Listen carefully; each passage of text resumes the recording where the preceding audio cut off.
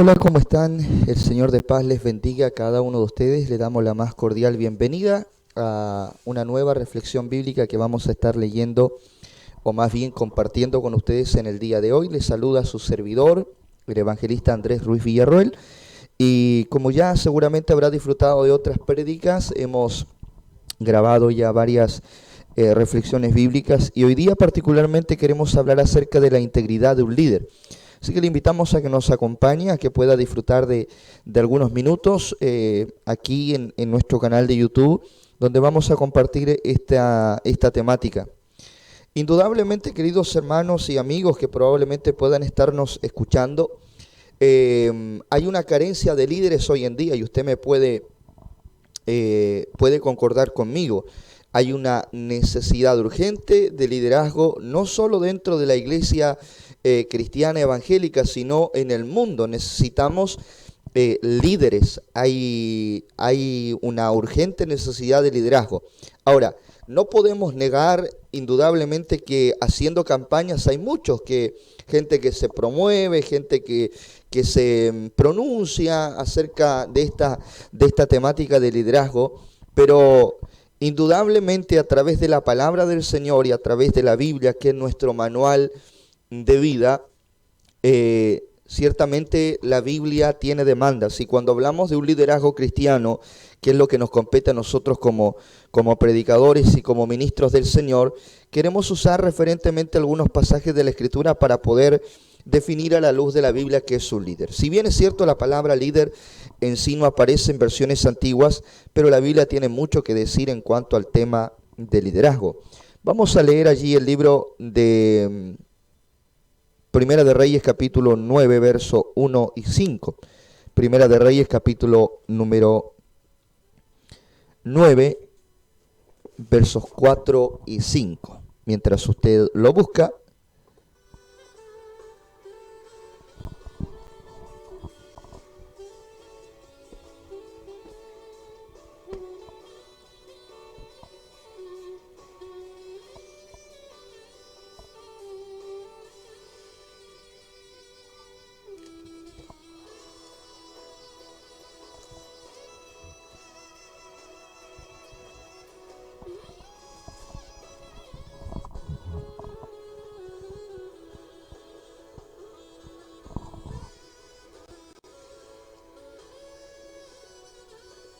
así nos dice la palabra del Señor. Escuche.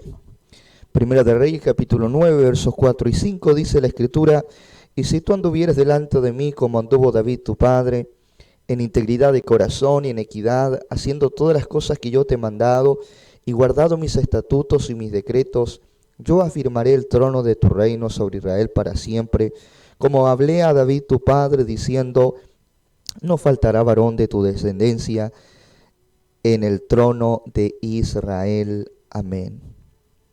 Lo que está ocurriendo aquí, queridos auditores, es algo sumamente relevante y algo que debemos prestarle mucha atención. Cuando la Escritura, si bien es cierto, nos habla acerca de lo que está ocurriendo aquí, nos está dando a entender la palabra del Señor que el periodo del reinado de David estaba llegando a su culmine o a su término. Entonces, cuando entendemos este pasaje de la Escritura, vamos a entender que ciertamente todo liderazgo tiene un fin, ¿ya?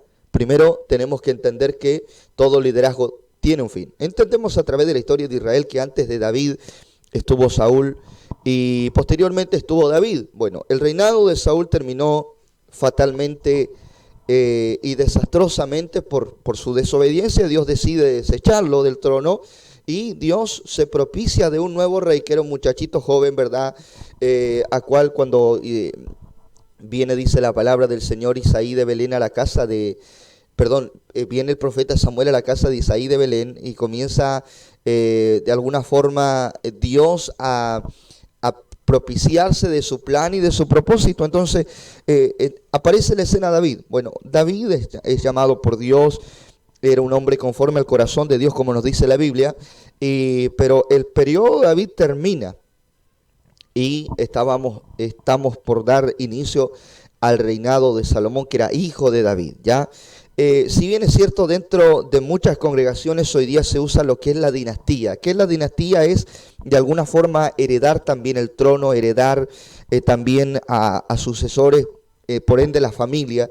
Pero este es un caso particular, no siempre fue así, no siempre fue así.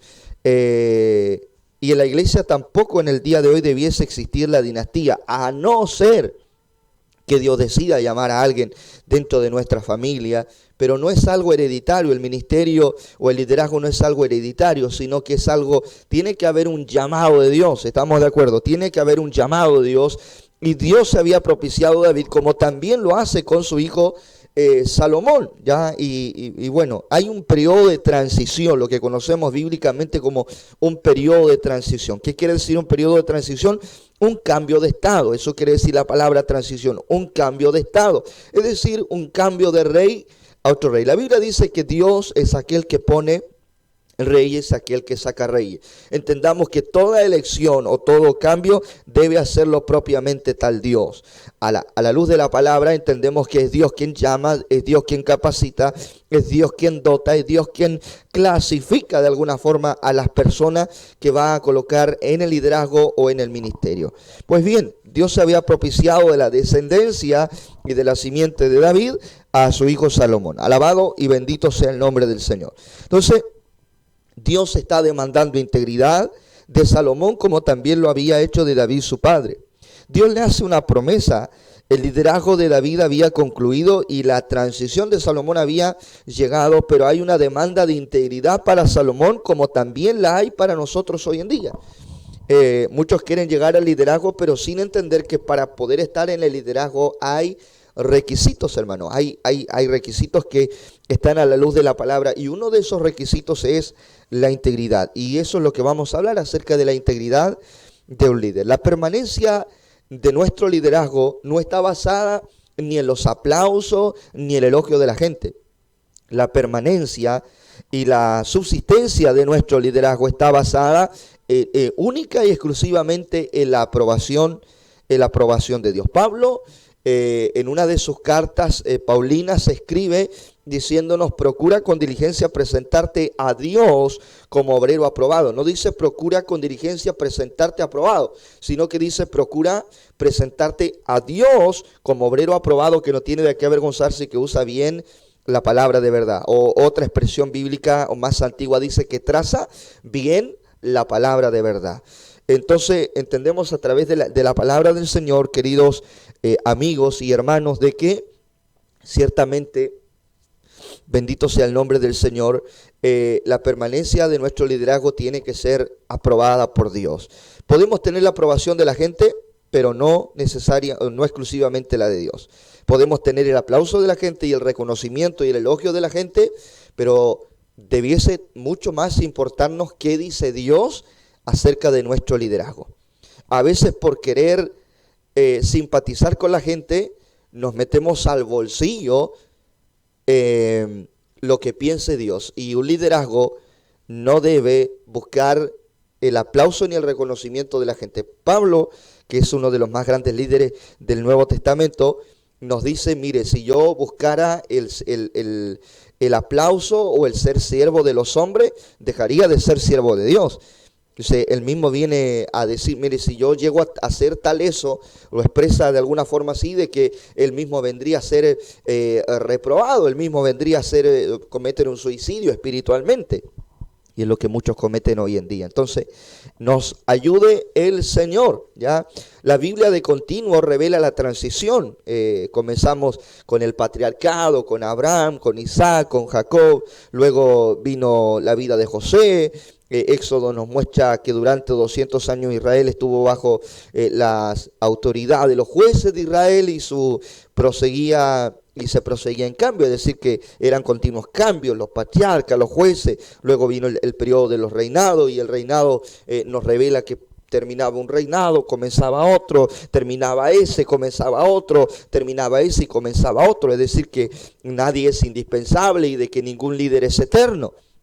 Una de las cosas que cuando hablamos de temas de liderazgo en las congregaciones y se nos invita a poder compartir temáticas como estas, como la de un liderazgo, siempre recomendamos a los líderes a que formen líderes. La única manera, queridos hermanos y queridos líderes y queridos pastores, de que la iglesia quede en buenas manos es que preparemos a líderes efectivos y sobre todo líderes íntegros. Estamos viendo hoy en día que ciertamente la iglesia evangélica aquí en nuestro país, en Chile, está siendo objeto de burla, objeto de risas, por la sencilla razón de que no hemos formado líderes, no estamos formando líderes, no estamos formando personas que estén aptas para colocarlas dentro del ministerio. Una de las cosas que predicaba hace poco en un congreso era de que cuando Pablo aconseja, en una de sus cartas también escribe y dice que no debe estar un neófito en el liderazgo, es decir, no debe un principiante colocarlo en el liderazgo. Una de las grandes razones por que han surgido sectas alrededor del mundo es porque hay gente que no alcanza la madurez y comienza a ejercer un liderazgo. Entonces luego va simplemente a improvisar todo, porque no tiene un conocimiento, porque no tiene una formación, porque no hay una preparación, porque no hay una formación de Dios, simplemente es un deseo. La Biblia dice que el que anhela obispado buena obra desea, pero no simplemente necesitamos el buen deseo, también es necesaria la formación, la preparación, el equiparse para el liderazgo. Y lo vemos a través de la Biblia. Por ahí estuvo muy de moda hace tiempo atrás dentro de nuestra jerga evangélica, donde la gente detestaba los seminarios, los institutos y todas estas temáticas y todas estos escuelas de entrenamiento, ¿verdad? Y diciendo no, de que la mucha letra mata, de que Jesús no fue al seminario, de que los apóstoles no fueron al seminario. Óigame, siempre le digo a los hermanos, los apóstoles o los discípulos no fueron al seminario, pero es que tuvieron al maestro de los maestros, tuvieron al rabí, tuvieron a Jesús como maestro y Él los instruyó, los preparó, los equipó 3 años y medio. Los estuvo formando, estuvieron a los pies allí de Jesús, oyendo sus enseñanzas, entraban, salían con Él, comían con Él, se internaron de alguna manera en el seminario. ¿Para qué? Para que luego pudieran ejercer el tremendísimo ministerio que Dios les había dado. Y me resulta preocupante de estos líderes de este tiempo, que muchos de ellos quieren liderar, pero sin formarse, sin prepararse, sin leer, sin estudiar, sin sentarse a los pies de alguien para escuchar. Nosotros en lo personal estamos mucho tiempo ministrando, predicando, trabajando, viajando, pero tenemos que hacernos del tiempo como ministros del Señor para estudiar, para prepararnos, para pasar tiempo a la luz de la palabra, para escudriñar, para apartarse, leer, oír a Dios a través de su palabra. Y eso demanda tiempo. Cuando hablamos en la temática o en la línea de predicadores, siempre hemos dicho, un predicador no debiese pararse en el púlpito si no tiene nada de Dios para decir. Entonces necesitamos líderes con integridad que no vengan a improvisar al púlpito, que no vengan simplemente a hablar de lo que se les ocurrió o de lo que de alguna forma soñaron. No queremos soñadores en los púlpitos, queremos gente que tenga una revelación, que tenga una palabra inspirada por Dios, una palabra que haya sido formada, gestada en una intimidad genuina con el Señor. Alabado sea el nombre del Señor. No sé si están de acuerdo conmigo, pero independiente es la formación que nos da la palabra del Señor. Entonces, después de David vino Josué, después de Saúl viene David, después de David Dios levantó a Salomón, después de Elías viene Eliseo, después de Juan el Bautista viene Jesús. Entonces, a través de todo esto, después de Elí viene Samuel y podríamos seguir mucho tiempo más aquí hablando de la sucesión, de la transición del liderazgo. Me gustaría preguntarle a los líderes que están allí escuchándome y que probablemente van a tener la bendición propiamente tal mía de poder sentarse y escuchar una prédica o esta reflexión bíblica, la integridad de un líder. Me gustaría preguntarle al liderazgo, ¿usted está formando líderes? Cuando usted mañana ya no esté, alguien va a tomar su lugar, alguien va a tener que tomar las manceras de ese lugar y va a tener que probablemente será alguien que esté bajo su alero. Recuerdo que siendo muy joven comencé a liderar un grupo pequeño de jóvenes allí en el campo de la iglesia donde nos congregábamos cuando éramos niños. Y Antes de que yo ingresara al liderazgo, hermanos, había otro hermano joven que hoy día también está sirviendo en la obra y Dios está eh, posteriormente ya para honrar su vida y su ministerio también.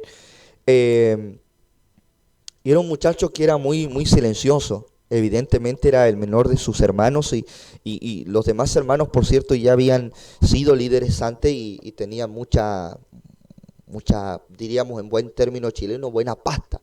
Tenía mucha labia, diría un argentino. Entonces, luego toma el liderazgo ese muchacho y, y siempre como que se era amedrentado por el comentario de los demás. Entonces yo adquirí una experiencia de vida porque a través de la palabra yo entiendo que muchas veces nosotros cuestionamos, enjuiciamos, criticamos a alguien que está en el liderazgo sin saber el peso que hay en ese líder y o tal vez ignorantemente entendiendo que probablemente quizás Dios mañana te coloque a ti en el liderazgo. Y recién vas a entender lo difícil que es estar en un liderazgo. Entonces, siempre apoyé a ese muchacho, siempre. Cada vez que él decía algo, amén. Había que ir a algún lugar, amén. Había que vender alguna cosa, hacer algún beneficio, amén. Y ahí estábamos apoyando. Y mientras los demás decían, no lo vas a saber hacer porque el chico es tímido, porque no habla mucho. Pero allí estábamos, apoyando. Y resulta que cuando terminó su periodo de liderazgo y viene la transición, y por cierto fue muy dolorosa,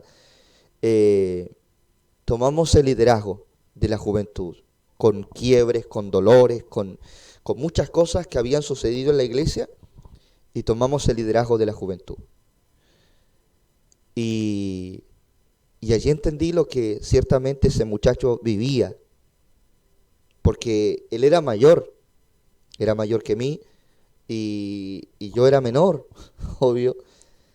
Entonces cuando comencé había gente más grande, mayor, dentro de ese grupo de jóvenes. Pero la siembra había sido buena y por eso estaba confiado.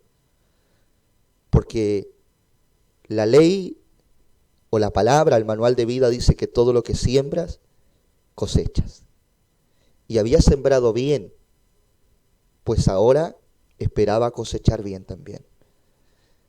Y claro, Dios puso gente a mi lado que nos apoyó y que estuvo al lado del liderazgo. Entonces, en ese mismo tiempo también comenzamos la labor ministerial y por ende nos ausentábamos mucho tiempo. Entonces, estábamos a cargo de la juventud, pero también ya estábamos comenzando el ministerio evangelístico y por ende nos ausentábamos mucho tiempo. Pero todo el tiempo que podía invertir en los jóvenes lo invertía, orábamos, nos consagrábamos, nos congregábamos de madrugada para poder buscar al Señor.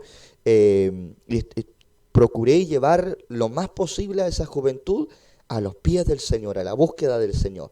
Y los llevé a predicar y llevábamos a evangelizar a la gente, e hicimos campañas, hicimos vigilia. Entonces llegó el tiempo en que entendí que en algún momento iba a haber una transición, que nuestro liderazgo no iba a ser eterno, porque habían otros caminos que Dios ya había trazado desde antes de la fundación del mundo, desde antes de nuestra gestación. Dios ya había preparado su camino para nosotros. Entonces, de algún modo, en algún momento tenía que soltar el liderazgo para dar lugar a otro. Pero no lo hice inmaduramente, sino que consideré que si alguien tenía que tomar el liderazgo, debiese ser una persona preparada y equipada para tal efecto. Y comencé a preparar una persona estuviese a mi lado, que fuese mis oídos, que fuese mis ojos, que fuese una persona de confianza, que estuviera allí a mi lado siempre. Y cuando salía, siempre esa persona, descansen en él. Yo no estoy, pero descansen en esa persona. Ella es su líder, ella es la persona, yo no estoy, ella es la persona sucesora. A ella le preguntan, obedézcanle a ella, respétenla. Y cuando tuvimos que tomar el liderazgo, lo entregamos confiado, porque sabíamos que ya habíamos preparado a alguien. Vuelvo y reitero, ¿usted está preparando líderes? Usted en algún momento va a tener que terminar su liderazgo. Está ¿Listo alguien ya para tomar su lugar? Entendemos que los líderes no nacen de la noche a la mañana. Es un tiempo de transición. Lo vemos en la vida de David, lo vemos en la vida de Daniel, lo vemos en la vida de Josué, lo vemos en la vida de Moisés, lo vemos en la vida de Salomón, lo vemos en la vida de Abraham, lo vemos en la vida de todos los líderes, en la vida de los apóstoles, lo vemos en la vida de los pastores, lo vemos en la vida de todos los hombres que ejercieron un liderazgo o que ejercieron un ministerio. Es un periodo de transición, de formación. Dios tiene que formar. A veces se comete el error de pretender que Dios forme a alguien en el liderazgo. No. Esa persona debe haber sido ya formada por Dios, debe haber sido ya equipada por Dios. Moisés fue formado en la tierra de su suegro Jetro. Ya, recordemos la historia que él es llevado, ¿verdad? Viviendo en el palacio. Dios tiene que llevarlo allá al desierto para ser formado. José fue formado a través de los procesos que vivió, dolorosos, que tuvo que enfrentar. Dios puso a prueba su integridad, Dios puso a prueba su vida entera. ¿Ya? David fue preparado por Dios mientras cuidaba las ovejas de su padre en el campo, ¿verdad? Y mientras venía el oso, y venía el lobo, y venía todos los animales, y venían los leones, y querían devorar a las ovejas. Allí Dios estaba formando a David. Juan el Bautista dice en la Biblia que el Señor lo formó 20 años en el desierto para que luego tuviera un ministerio de 6 meses. Entonces entendemos a través de la palabra, Pedro, Juan, Jacob, los discípulos fueron formados 3 años y medio. Entonces todo liderazgo requiere de una preparación. Necesita una preparación. Segunda de Timoteo, capítulo 2, verso 22, dice: huye también de las pasiones juveniles y sigue la justicia, la fe, el amor, la paz, y con los que de corazón limpio invocan al Señor. Uno de los consejos vitales que Pablo le da al joven pastor Timoteo era: preséntate tú en todo como ejemplo. Un líder tiene que ser ejemplo. Un líder tiene que ser ejemplo. Tiene que, de alguna forma, a la luz de la palabra, tiene que presentar ejemplo. Creemos en un liderazgo influenciable, no creemos en un liderazgo autoritario ni democrático, sino que creemos en un liderazgo influenciable. En líderes que influencian su visión, que influencian su fe, que influencian su integridad, que influencian su oración, que influencian su consagración, que influencian su temor a Dios, que influencian, que transmiten a los demás su visión, pero no solo con su boca, sino con su vida entera, con su accionar, que influencian su fe, que influencian su conocimiento, su sabiduría, que provocan y despiertan hambre y apetito a los demás de ser como esa persona.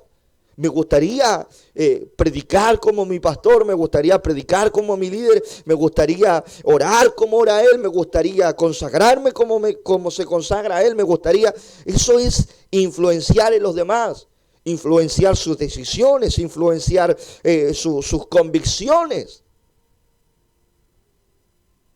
Esos son líderes íntegros. No hay cosa más terrible que cuando un líder pierde su credibilidad. Cuando pierde su credibilidad. Es algo que puede ser restaurado, pero que con tanta mancha termina perdiendo la credibilidad.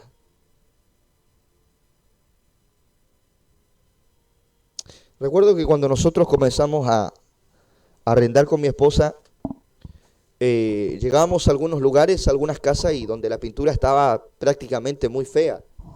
Entonces hablábamos con los dueños de los arriendos y le decíamos: ¿sabe? Queremos pintar las paredes porque hay algunas rayaduras de niños que habían estado antes y hay algunas grietas por allí, queremos taparlas. Entonces queremos pintar. Y comenzamos, y en el hecho de pintar se va tapando las manchas, ¿verdad? A tal punto que un día nos preguntamos con mi esposa: oye, ¿te acuerdas el color que tenía esto antes? Y comenzamos, entonces no,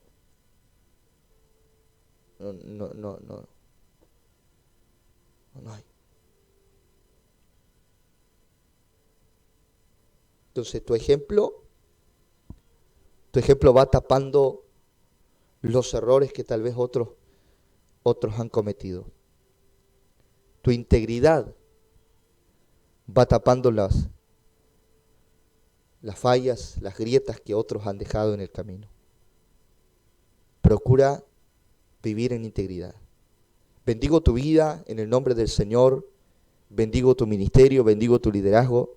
Te agradezco enormemente el que te hayas sentado ahí unos minutos para escuchar esta breve reflexión de la palabra. El tema del liderazgo tiene mucho más.